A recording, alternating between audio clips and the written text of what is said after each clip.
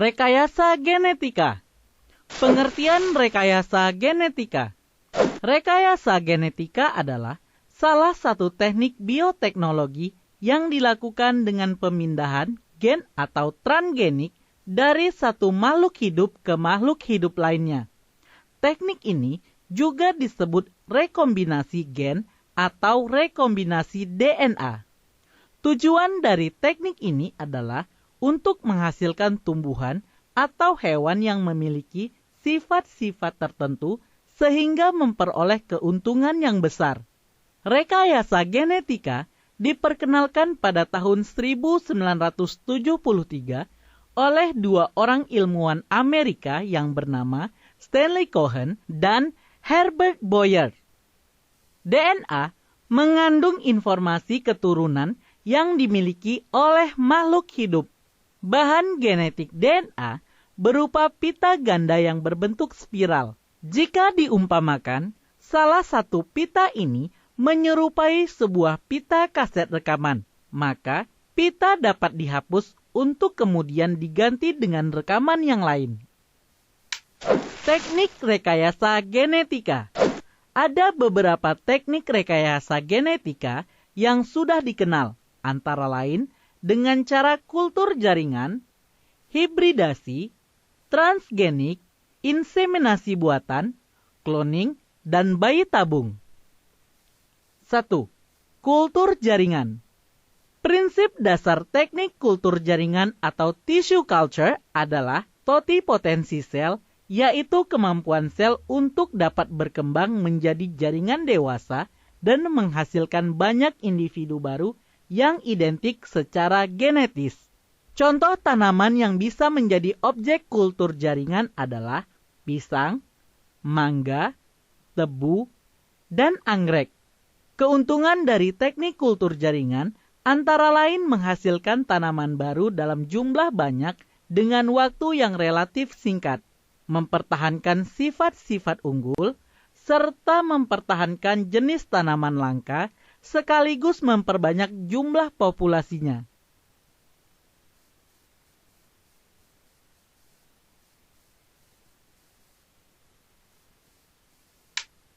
Berikut adalah langkah-langkah dalam kegiatan perbanyakan tanaman dengan teknik kultur jaringan tumbuhan. Mula-mula, siapkan media dan sterilisasi eksplan. Eksplan yaitu suatu sel atau irisan jaringan tanaman yang hendak ditumbuhkan. Eksplan dan media yang akan digunakan harus disterilkan terlebih dahulu. Bahan eksplan harus dicuci dengan deterjen, lalu dibilas bersih, kemudian disterilisasi dengan cara dibakar sesaat atau direndam dalam larutan desinfektan. Selanjutnya, bahan eksplan dibilas dengan air steril beberapa kali. Dalam media harus tersedia 4 komponen penting, yaitu sumber karbon atau biasanya gula, hara makro atau makronutrien, dan hara mikro atau mikronutrien, vitamin, dan hormon tumbuh. Setelah bahan disterilkan, eksplan dipotong-potong dalam ruang kultur yang steril dan dengan alat-alat yang steril pula. Kemudian, eksplan ditanam dalam botol kultur. Botol-botol kultur yang telah ditanami eksplan kemudian dipindahkan ke ruang inkubasi atau ruang pertumbuhan. Pada ruangan ini, diberikan penyinaran terus-menerus dengan suhu ruang yang stabil atau lebih kurang 20 derajat Celcius. Bila media cocok, maka terjadi tahapan perkembangan mulai dari eksplan membentuk kalus atau seperti onggokan sel berwarna putih kehijauan atau kecoklatan dan belum berkembang menjadi jaringan. Atau disebut dengan tahapan inisiasi. Kalus terus bertumbuh disebut tahap proliferasi sel. Setelah beberapa minggu, kalus mulai membentuk tunas pucuk dan akar. Disebut dengan tahap organogenesis. Nah, setelah dihasilkan tanaman kecil atau plantlet yang cukup kuat untuk tumbuh. Dengan teknik kultur jaringan ini, sepotong sel atau jaringan tumbuhan akan menghasilkan kalus yang dapat menjadi plantlet dalam jumlah yang besar. Gottlieb Haberland, seorang ahli botani dari Jerman yang dianggap sebagai pelopor dalam sejarah perkembangan kultur jaringan tanaman. Pada tahun 1902, ia mengemukakan bahwa sel tumbuhan yang diisolasi dan dikondisikan dalam lingkungan yang sesuai akan tumbuh dan berkembang menjadi tanaman yang lengkap.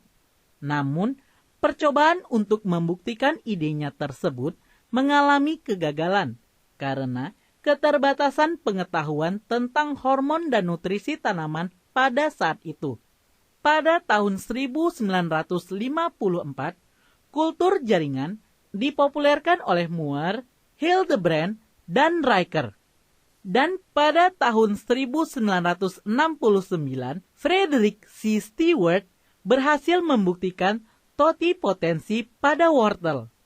Dalam percobaannya, ia menumbuhkan sepotong sel dari phloem yang ternyata dapat dikultur dan tumbuh menjadi satu tanaman yang utuh dan lengkap.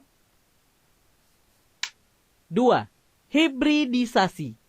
Kamu telah mengetahui pengertian dari hibridisasi, yaitu persilangan antar varietas dalam spesies yang sama yang memiliki sifat unggul.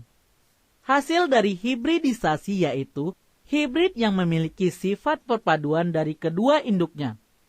Teknik ini dilakukan pada tumbuhan atau hewan. Contoh hibrid tumbuhan yang telah dibudidayakan adalah padi, jagung, anggrek, tebu, dan kelapa.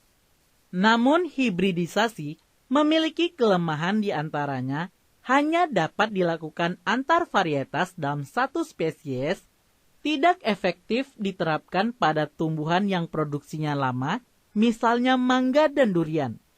Serta dampak yang ditimbulkan yaitu semakin populer tanaman unggul yang mengakibatkan tanaman tidak unggul menjadi tersisih dan dapat menyebabkan kepunahan.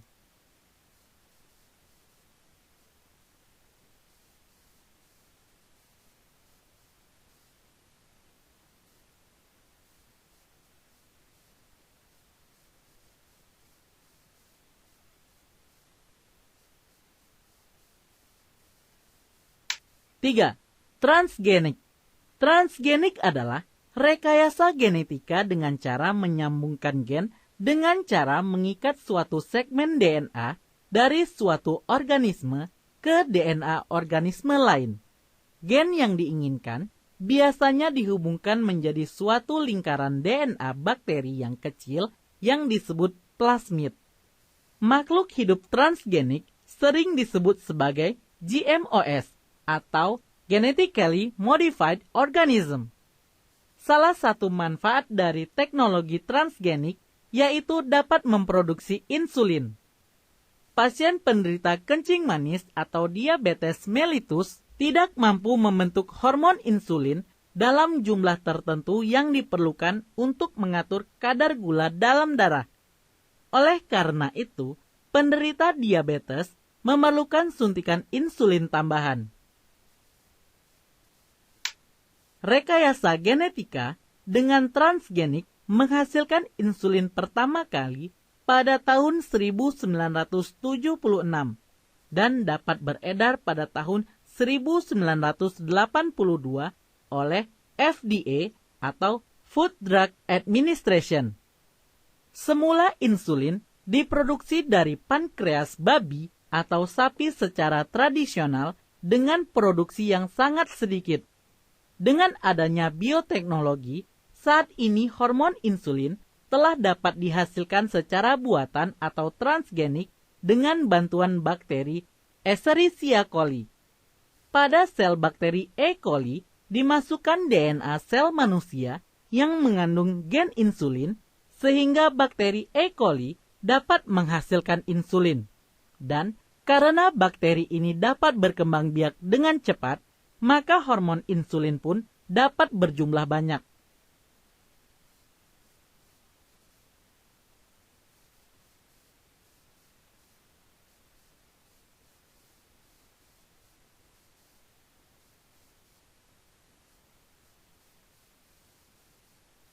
4. Inseminasi buatan. Inseminasi buatan adalah pembuahan atau fertilisasi yang terjadi pada sel telur dengan cara menyuntikkan sperma pada kelamin betina. Inseminasi buatan dilakukan untuk menghasilkan keturunan yang lebih baik. Syarat-syarat yang harus dilakukan pada hewan yang akan diinseminasi antara lain harus dipilih hewan yang sehat dan bersifat unggul agar keturunan yang dihasilkan akan bersifat unggul, serta mengetahui masa kawin hewan yang akan diinseminasi. Keuntungan dari inseminasi buatan adalah menggunakan metode penyimpanan sperma pada suhu rendah atau minus 80 sampai minus 20 derajat Celcius. Jika akan digunakan, sperma dapat dicairkan kembali, sehingga bila suatu peternakan memerlukan bibit unggul untuk membuahi hewan betina, tidak perlu membawa individunya. Cukup dengan membawa spermanya saja. Hal ini juga memudahkan proses pengiriman dari suatu negara ke negara lain. 5. Cloning.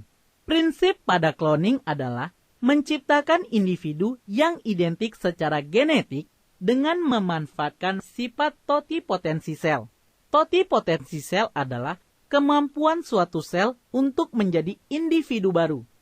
Setiap sel yang diambil dari organ atau jaringan manapun, jika ditempatkan dalam lingkungan yang sesuai, maka akan tumbuh menjadi individu baru yang utuh, lengkap, dan identik dengan induknya. Cloning ditemukan pada tahun 1997 oleh Dr. Ian Wilmut, seorang ilmuwan Skotlandia, dengan menjadikan sebuah sel telur domba yang telah direkayasa menjadi seekor domba tanpa perkawinan. Domba hasil rekayasa ilmuwan ini diberi nama Dolly. Dolly merupakan kembaran dari induknya, namun bukan sekedar kembar, melainkan kembar identik sama secara genetis. Cara cloning domba Dolly yang dilakukan oleh Dr. Ian Wilmut adalah sebagai berikut.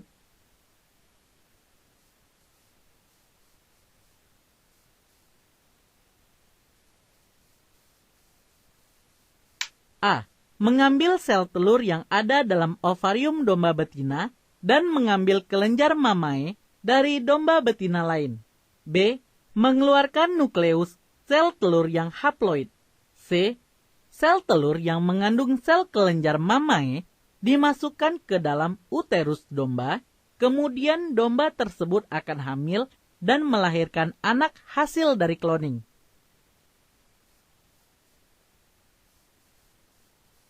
Cloning juga bisa dilakukan pada seekor katak.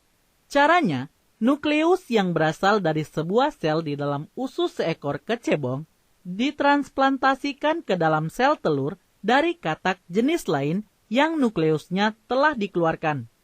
Kemudian, telur ini akan berkembang menjadi zigot buatan dan akan berkembang lagi menjadi seekor katak dewasa. Selain domba dan katak, ada beberapa jenis hewan yang telah berhasil dikloning, yakni mencit, sapi, tikus, anjing, kambing, dan babi. 6. Bayi tabung. Bayi tabung adalah bayi yang merupakan hasil pembuahan yang berlangsung di dalam tabung. Teknologi ini sebenarnya kelanjutan dari teknologi inseminasi buatan. Hanya proses pembuahan pada tabung terjadi di luar tubuh, sedangkan inseminasi buatan terjadi di dalam tubuh. Namun, keduanya merupakan cara perkembangbiakan generatif. Pada tahun 1978, Dr. Steptoe dari Inggris memperkenalkan bayi tabung pertama yang diberi nama Louis Brown. Bayi tabung dilakukan dengan cara mencampurkan sel sperma dan sel telur di luar tubuh atau in vitro, sehingga terjadi pembuahan.